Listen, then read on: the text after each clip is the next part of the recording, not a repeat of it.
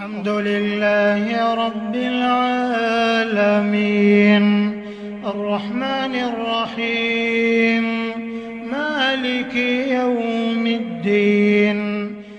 এবার মহিমান্বিত রমজানে পবিত্র কাবা শরীফে তারাবির নামাজ পড়াবেন 7 ইমাম। শুক্রবার মসজিদে হারামাইনের জেনারেল প্রেসিডেন্সি রমাদান মাসে তারাবির জন্য এই 7 ইমামের নামের তালিকা প্রকাশ করেন। ইন্না আনজালনাহু ফি লাইলাতিল কদর ওয়া মা আদরাকা মা লাইলাতুল কদর।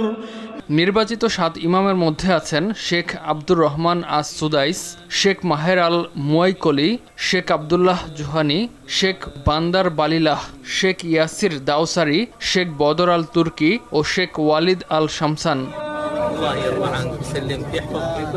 ইমাম হিসেবে পবিত্র কাবায় দায়িত্ব পালনের দীর্ঘদিনের অভিজ্ঞতা রয়েছে এই 7 ইমামের। সে সাথে সুমধুর তিলাওয়াত এবং জ্ঞানগর্ভ আলোচনায় বিশ্বজুড়ে লাখো মুসলিমের কাছে অনুকরণীয় ব্যক্তিত্ব হিসেবে সুপরিচিত এই 7 জন। আলাম তারা ইলাল্লাযীনা বাদদালু নি'মাতাল্লাহি কুফরান ওয়া আহাল্লু কওমাহুম দারাল বাওয়ার। ইসলামের পবিত্র স্থান মক্কার কাবা শরীফ ও মদিনার মসজিদে নববীতে তারাবির নামাজে হাজার হাজার মানুষ অংশগ্রহণ করে থাকেন। এছাড়া বছরের অন্যান্য সময়ের তুলনায় রমজানেই সবচেয়ে বেশি ওমরা পালন করেন ধর্মপ্রাণ মুসল্লিরা। এতে করে মক্কায় এ সময়ে তুলনামূলকভাবে জনসমাগম বেশি থাকে।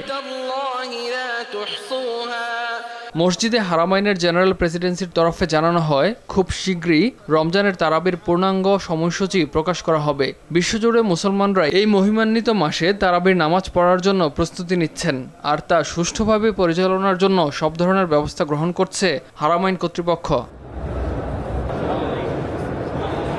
শনিবার থেকে সৌদি আরবে শুরু হয়েছে পবিত্র শাবান মাস। আগামী 28 ফেব্রুয়ারি হবে শাবানের 29তম দিন। সে হিসেবে চাঁদ দেখা সাপেক্ষে সৌদি আরব সহ মধ্যপ্রাচ্যের দেশগুলোতে আগামী 1 মার্চ থেকে শুরু হতে পারে মহিমান্বিত রমাদান মাস। 28 ফেব্রুয়ারি রমাদানের চাঁদের খোঁজে বৈঠকে বসবে দেশটির চাঁদ দেখা কমিটি। এদিন চাঁদ দেখা না গেলে মার্চের 2 তারিখ থেকে শুরু হবে পবিত্র রমজান।